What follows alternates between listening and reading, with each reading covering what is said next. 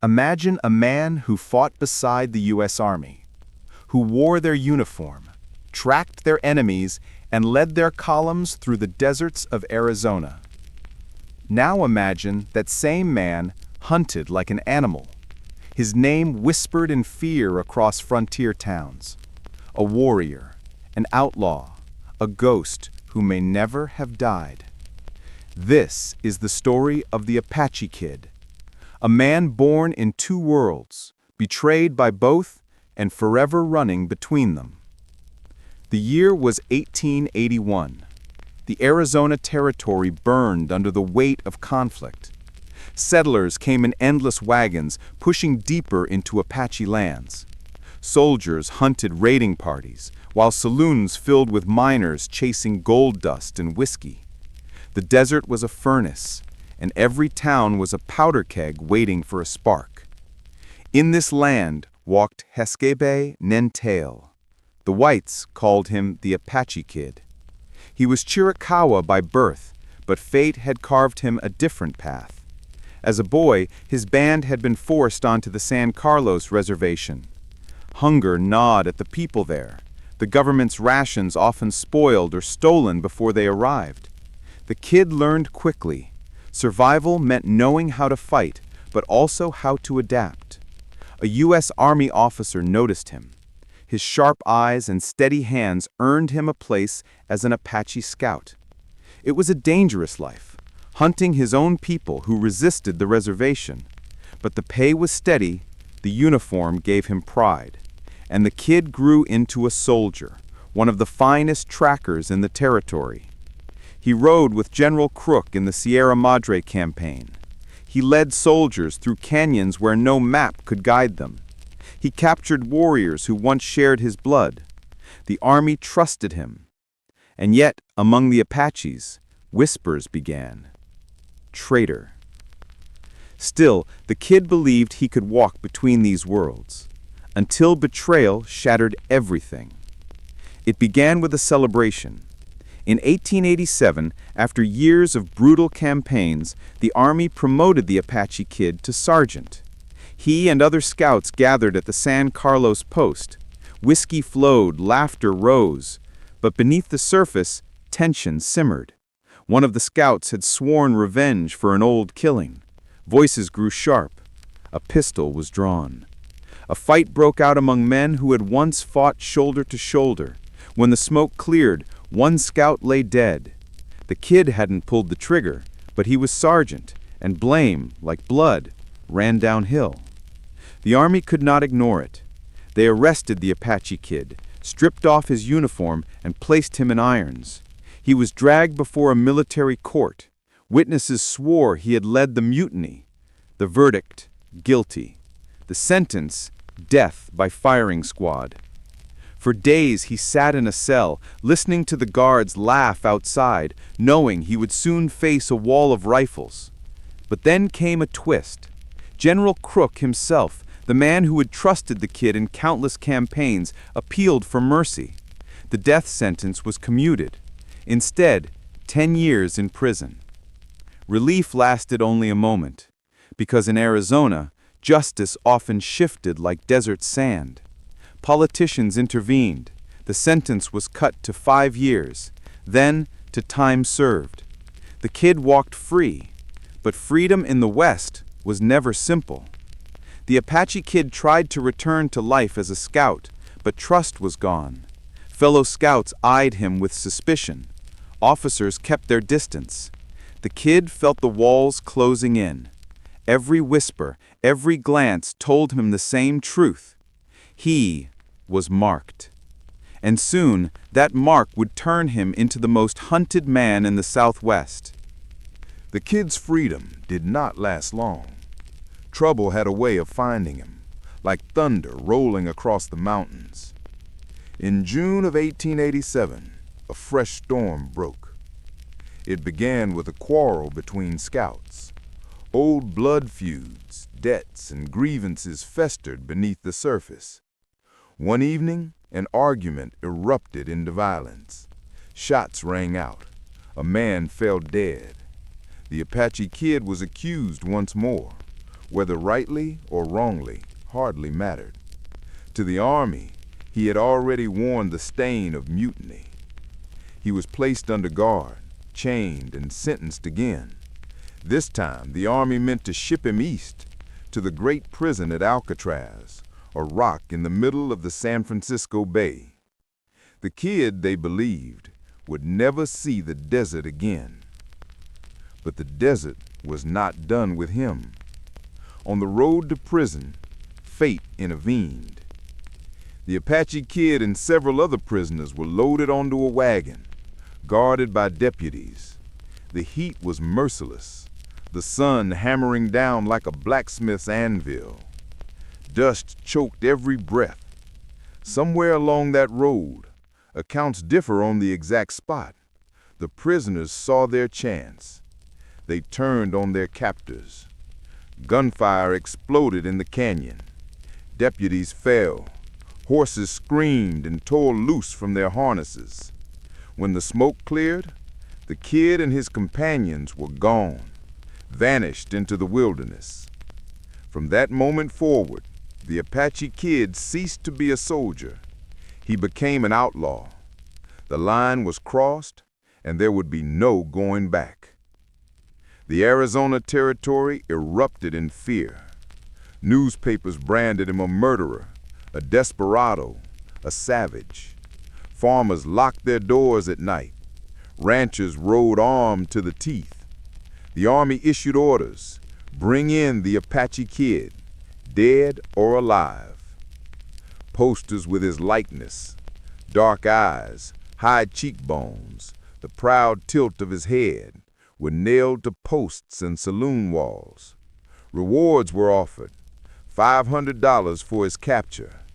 In a territory where a man might earn $1 a day, that bounty was enough to tempt anyone. But catching the kid was another matter. He knew the land better than any white officer or hired gun. The canyons, the water holes, the hidden trails, they were his birthright. Posses would ride out in force, only to return days later, exhausted, empty-handed. Stories spread of men who went after the kid and never returned at all. Some swore he could vanish like smoke. Others claimed he left false trails, doubling back, circling, tricking even seasoned scouts. His legend grew with every failed chase. But survival came at a cost. The Apache Kid was no longer a soldier earning pay. He was a fugitive, with the desert as his only ally. To survive, he raided ranches and way stations. One night, a ranch near Globe was set upon. The owner returned to find his cattle driven off, his supplies stolen. The tracks left behind were Apache moccasins. Soon after, a mail coach was found ambushed in a narrow canyon. The driver lay dead, arrows jutting from the seat. The strongbox had been pried open and emptied. Again, whispers circled back to the Apache Kid. Whether he committed every crime attributed to him is impossible to say. Outlaws often blamed their deeds on the most feared name in the territory. But each accusation added fuel to the fire. And with every tale, the Apache Kid's shadow grew darker. His old comrades in the Scouts paid the price too. Some who had once fought beside him were dispatched to hunt him down. Apache tracking Apache, brother against brother. It tore at the fabric of their people.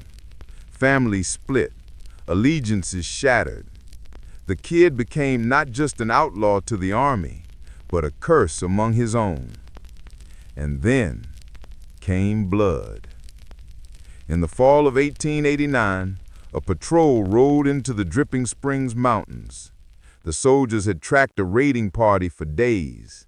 They found campfire ash, moccasin prints, and stolen cattle hides.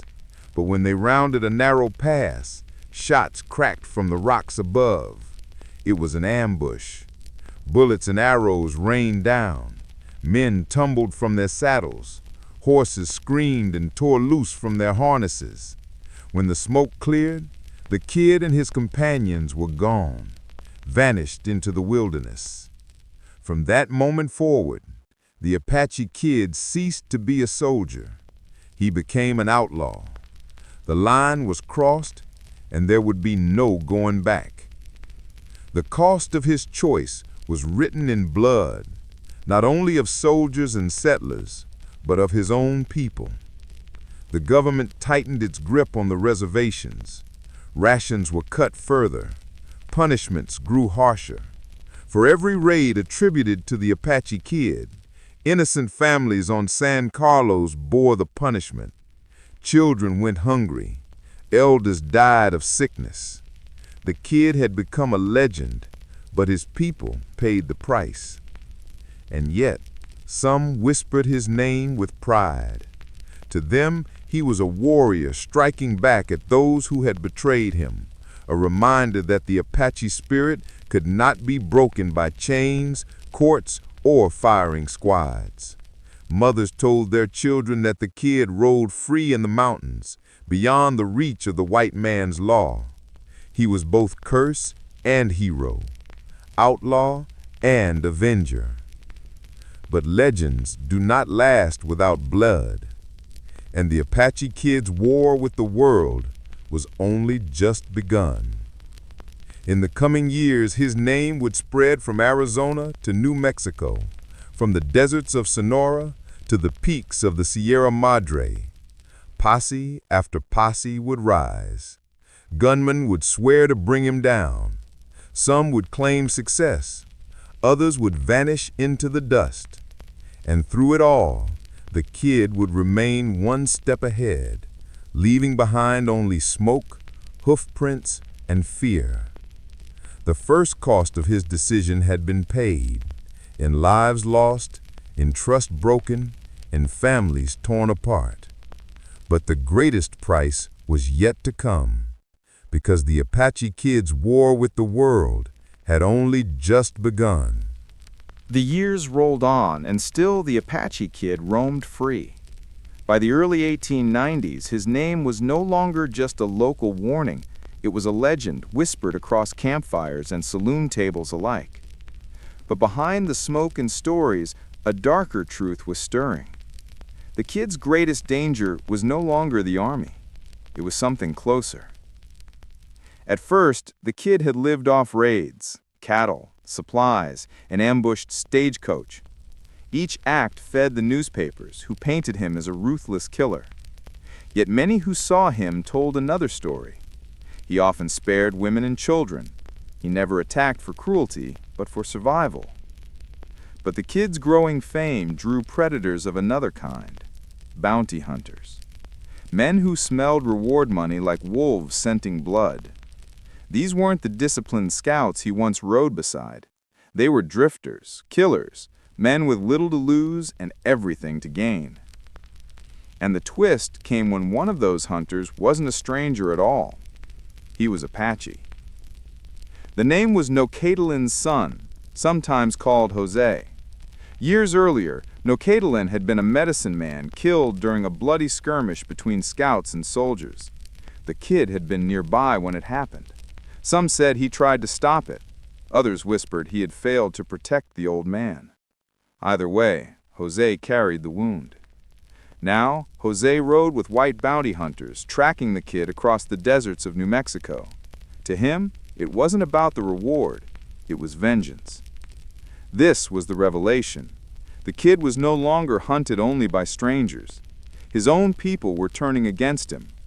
The tighter the army pressed the reservations, the more the Apache were forced to prove loyalty, sometimes by chasing their own kin. The kid had become a symbol, yes, but symbols attract both followers and enemies. One night, in the Guadalupe Mountains, the hunters nearly had him. The kid had camped near a spring, a rare trickle of water in the dry stone. He built no fire, yet the faint scent of smoke betrayed him. The hunters crept in, rifles cocked, boots silent on the sand. But the kid was no fool. A pebble rolled in the darkness. He slipped into shadow like a coyote. When the hunters leapt into camp, they found only his blanket spread with rocks, a decoy. Then a shot cracked from the ridge above. One hunter spun and fell, blood on his chest. The others fired wildly into the night. By dawn, the kid was gone. But the message was clear. He wasn't running scared. He was fighting back. Still, survival was wearing him thin. His raids became smaller, more desperate. Sometimes only a stolen horse, sometimes a sack of flour, and always the hunters closed in. Then came the false hope. In 1892, rumors swept the territory. The kid had been killed. A posse claimed they'd cornered him near the border, trading bullets across a canyon. They swore they hit him. They swore he fell. The newspapers ran headlines, "Apache terror dead at last." Settlers rejoiced. Soldiers relaxed. For a brief moment, the territory breathed easier. But then the stories began. A rancher in Sonora claimed his herd had been raided by a tall Apache in a faded blue jacket. A Mexican soldier swore he'd fought a man who looked like the kid near the Sierra Madre. Each account contradicted the last. Was he dead, or had he slipped away once more? False hope. That was the kid's greatest weapon. Each time the world thought him gone, he returned like a shadow reborn. While the army grew restless, captains who had promised to bring him in were humiliated. Officers who had sworn the raids were over found themselves facing angry townsfolk. The kid, one man, had become a thorn in the side of an empire. So they escalated. Patrols were doubled. Scouts were promised larger bounties. Even Mexican rurales were invited to cross the border in joint hunts.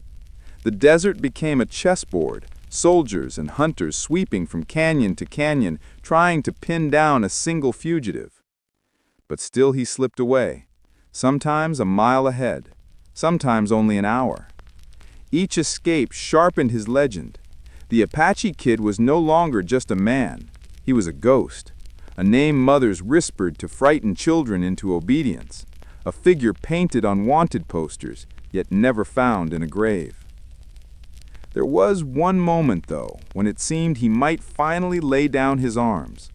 A story told by old scouts claims that in the mid-1990s, the kid sent word to a trusted elder on the reservation. He was tired, he said, tired of running, tired of blood. If the army would guarantee his safety, he would surrender.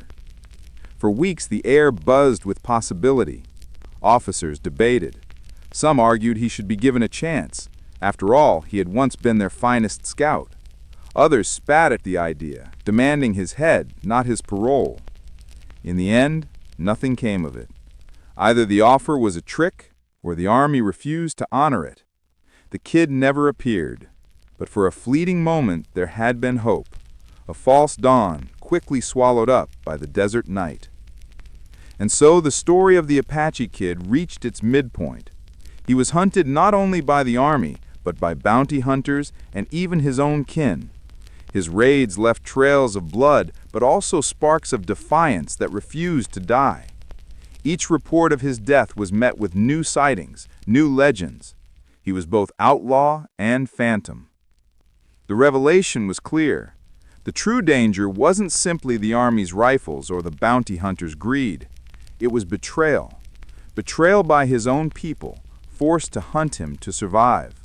That betrayal would cut deeper than any bullet. And the false hope, the chance of surrender, the rumors of his death would only make his eventual fate more haunting. Because when men become legends, they do not die cleanly. They fade into shadow, leaving the world forever wondering. By the mid-1890s, the Apache Kid was no longer simply a fugitive. He was a storm drifting across the Southwest, unpredictable, violent, and impossible to contain. Every year that passed without his capture pushed the territory deeper into fear, and every year the hunts for him grew more brutal. The army called him a bandit, settlers called him a devil. Among his own people, his name split families. Some cursed him for the punishments they endured. Others whispered he was the last true warrior, striking back at the white man's cruelty. But what no one saw clearly What no headline printed was how much the kid himself had changed. He was no longer the proud scout in a soldier's jacket. He was a ghost of a man, hardened, scarred, and consumed by the endless chase. One winter, in the snow-shadowed peaks of the Sierra Madre, he struck harder than ever before. A Mexican patrol had been hunting him, tracking hoofprints through canyons where the sun barely reached. They believed they had him cornered. But the kid knew those mountains like his own veins. He led the patrol deeper into a dead-end gorge. Then, in the hush of dawn, rifles cracked from above. Rock chips sprayed. Men dropped to the dirt. By the time it was over, the patrol was shattered. The survivors fled back across the border, broken, terrified. And the legend of the Apache Kid grew darker still. This was the escalation. His raids were no longer for mere survival. They were calculated, deliberate, aimed at humiliating those who chased him. Each attack carved deeper into the army's pride, deeper into the settlers' fear. And then came the point of no return. In the summer of 1894, a ranching family near Globe was found dead. The house burned, cattle scattered, bodies left in the dust. The papers cried out, "Apache Kid strikes again." Whether it was truly his hand, no one could prove. Some claimed bandits used his name as a mask for their own crimes. But in the eyes of the territory, guilt didn't matter. From that moment, the kid was branded a murderer beyond redemption. No surrender would be accepted now. No parole, no bargain. The Apache Kid had crossed a line. He would die as an outlaw, or not at all. And so began the largest manhunts yet. Posse after posse rode out, bristling with rifles and greed. Some were lawmen, others were fortune-seekers lured by the bounty, which had swelled to $1,000. It was a fortune, enough to buy land, cattle, and a future. But the desert has no mercy for the overconfident. Many who set out to claim the reward never returned. Some were found dead, arrows still in their backs. Others simply vanished, their bones left to bleach under the pitiless sun. Each failure only deepened the aura surrounding the kid. Was he flesh and blood, or something more? The settlers of the frontier lived under constant dread. Stories spread like wildfire. The kid had been seen riding a stolen horse through the night or lurking on ridgelines, watching. Mothers hushed their children with his name. Saloons buzzed with men swearing they'd seen him with their own eyes. Yet none could pin him down. The truth was simple. He moved like the land itself, appearing where least expected, disappearing before anyone could react. But with each escape, the kid grew more isolated. Old allies turned away, fearing reprisal from the army. Families who had once given him food now closed their doors. To shelter the kid was to invite punishment, arrest, rations cut, children taken from homes. He was left with only the wilderness. The canyons became his home, the desert wind his only companion. And still, his enemies closed in. The most dangerous of them was not a soldier, nor a sheriff, but a fellow Apache, Jose, the son of the medicine man slain years earlier. He had sworn vengeance, and vengeance does not tire. Jose knew the land nearly as well as the kid. He could follow faint tracks others missed, read broken twigs like words on a page. In 1896, Jose and his party nearly trapped him. The kid had raided a supply wagon near the border, taking flour, beans, and ammunition. Jose picked up his trail, following it across dry washes and rocky ridges. For 3 days they stalked him. At night, They camped without fire, whispering in the dark, always moving closer. On the fourth day, they saw smoke curling from a canyon. Jose's eyes narrowed. He knew it was the kid. The hunters moved in. But the kid had laid a trap. When the hunters crept down, gunfire erupted from the rocks. The canyon echoed with thunder. Men scrambled, horses bolted, and the hunters fled, leaving 2 of their dead behind. Once again, the kid had slipped through. But the message was grim.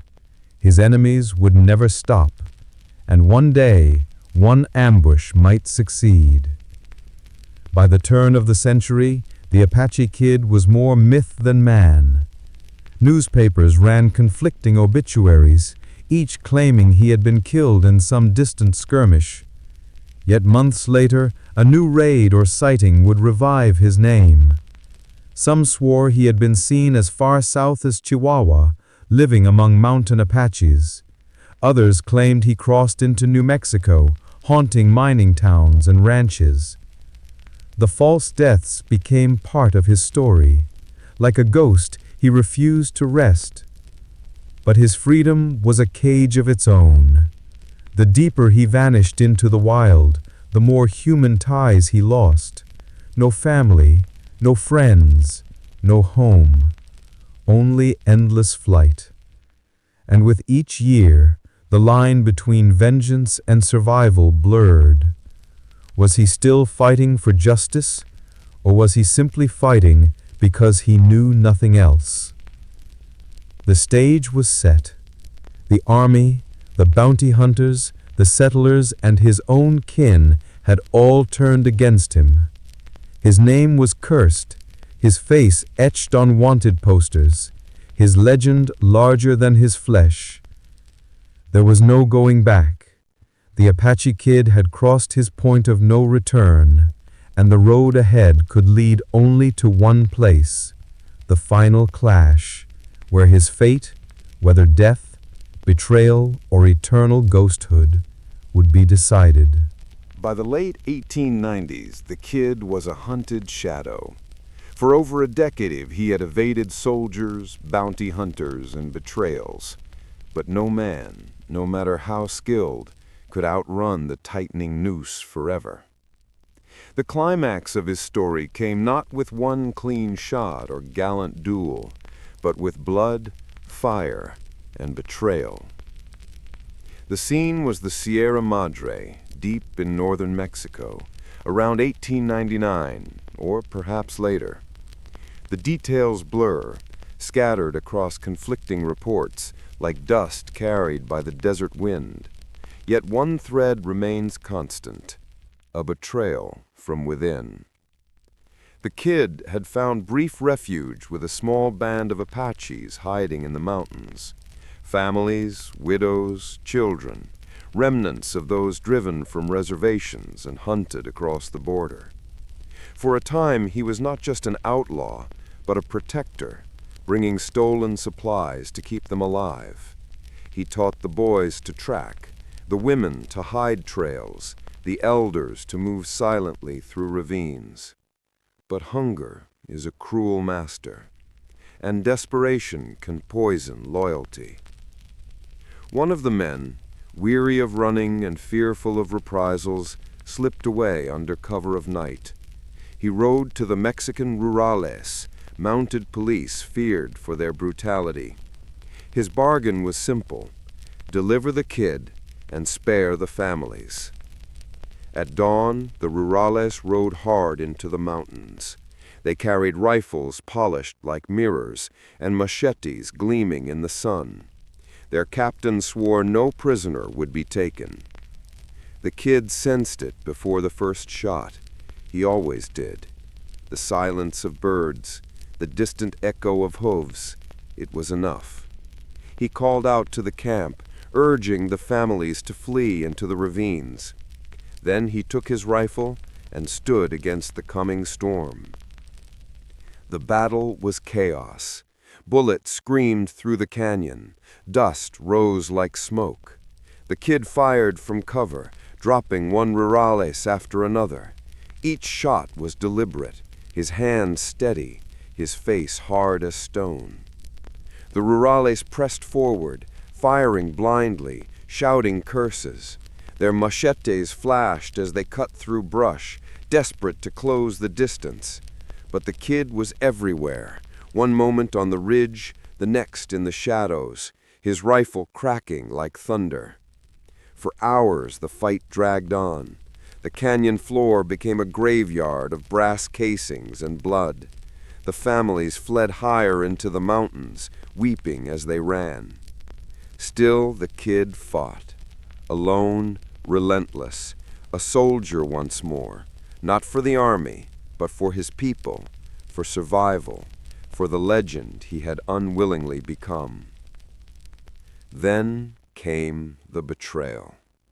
As the sun began to sink, the rurales drew back, regrouping. The kid, bruised and bleeding from a graze, scanned the ridges for movement. That was when he saw him, a familiar face among the rurales. It was José, the son of Naque del Cline, his old enemy, the man who had sworn vengeance. Their eyes met across the battlefield. In that instant, the weight of years pressed down, betrayals, raids, ambushes, the blood of soldiers and scouts, friends and enemies. Both men carried scars carved by the same cruel land. José raised his rifle. The kid fired first. A crack split the air. José staggered, but his shot rang out too. The bullet tore into the kid's side. He stumbled, dropped to one knee, then forced himself up again. Blood soaked his faded jacket. The rurales surged forward, shouting. The kid raised his rifle once more, eyes blazing, defiant to the last. But the world tilted, his breath caught, and he fell into the dust. Or so the story goes. Some swore they saw his body carried away, lifeless at last. Others claimed no body was ever found, that when the rurales searched, the canyon floor was empty, the blood trail vanishing into stone. Was he truly dead that day, betrayed by hunger, by vengeance, by his own kin? Or did he rise once more, slipping into the mountains like smoke, vanishing into the endless desert night? The climax of the Apache Kid story is not a single ending, but many. Some versions say he died under José's bullet. Others insist he lived for decades more, a hermit in the Sierra Madre, haunting the canyons until old age took him. A few claim he crossed into New Mexico, living under another name, blending into the dust of the frontier. But what cannot be denied is this. In that battle, in the betrayal of his own, the Apache Kid's fate was sealed. Whether in body or in legend, he would never return to the life he had known. The outlaw had reached his breaking point. The man had become the myth. The climax leaves us with one image, a figure in a tattered blue jacket, standing alone in the dust, rifle in hand, eyes burning with defiance even as the world closed in. Betrayed, hunted, but never broken. This was the Apache Kid's legacy. Not a clean victory, not a simple death, but a battle that echoed across decades, blurring truth into legend. And the question that still lingers in the desert wind, did he truly fall that day, or does he still ride? The smoke of that last battle in the Sierra Madre never truly cleared. Instead, it drifted into memory, into rumor, into legend. Reports flooded the newspapers. Some swore the rurales had killed the Apache Kid at last. Others claimed his body was displayed in a village square, a warning to all outlaws. But for every report of his death, another story rose. A prospector near the Gila River claimed to have seen him months later, older, his hair streaked with gray, but unmistakably the same man. A rancher in New Mexico swore the Kid had stolen horses from his corral. A Mexican soldier reported a midnight skirmish where a tall Apache escaped into the darkness, his gait limping, his face scarred. The truth slipped through fingers like desert sand. To the settlers, he remained a terror. Even long after raids ceased, the mere whisper of his name made men tighten their grip on rifles, made mothers bolt the door against the night wind. To the army, he was a humiliation. For years they had hunted him with columns of cavalry, with scouts, with blood and gold. And yet he had always slipped away. No officer could ever claim his capture. No general could hang his death on the wall as proof. And to his own people, the Apache Kid became something more complicated. To some, he was the reason for harsher punishments, the ghost who cursed San Carlos with his defiance. To others, he was a hero, a warrior who refused to kneel, who chose freedom in the mountains over chains in the reservation. What is certain is this: the Apache Kid vanished into myth. His name endured not because he was captured, but because he wasn't. He never gave the world the satisfaction of a clean ending.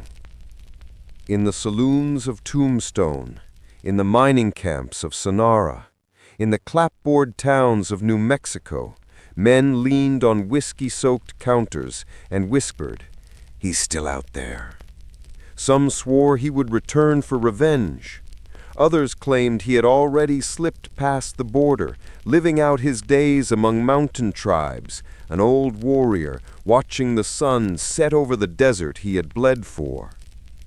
And perhaps that is the final cruelty of the Apache Kid's story, not knowing. For in the Wild West, death was common. Graves dotted the land like broken teeth. Men died in duels, in raids, in saloons, in forgotten canyons. But the Apache Kid gave the world no grave. And without a grave, he could never truly die. His legend has lived longer than his flesh ever could.